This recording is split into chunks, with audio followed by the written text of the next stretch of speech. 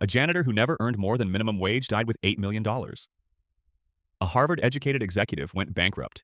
The difference wasn't intelligence, it was behavior. Money is not a math problem, it's a psychology problem. Welcome back.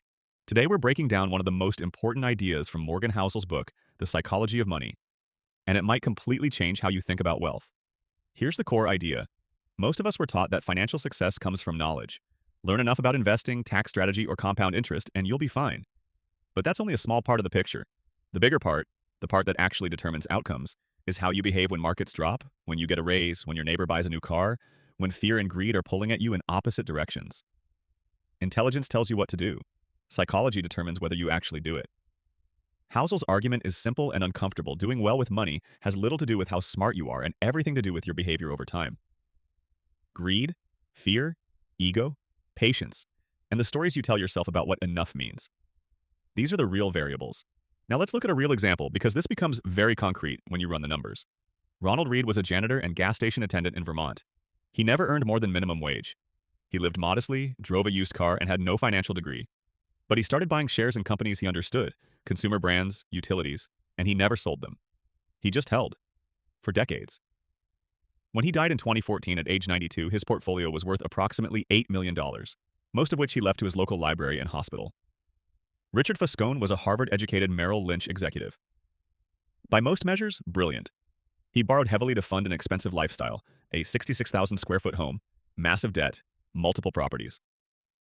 When the 2008 financial crisis hit, the leverage destroyed him. He filed for bankruptcy. The man with every intellectual advantage was undone by behavior. The janitor with no formal education won, not because he was smarter, but because he was patient, consistent, and had a clear sense of what enough meant to him. So, what do most people get wrong? A few things, but they often come back to the same root cause. We let emotion override process. We sell when markets fall because fear feels more urgent than our long-term plan.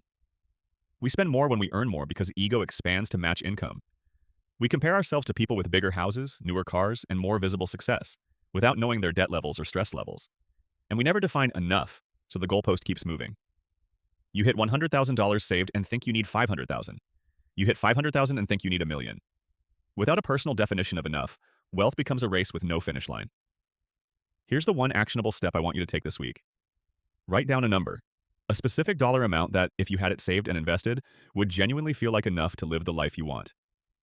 Not the most luxurious version of your life. Not the life you'd live if money were unlimited.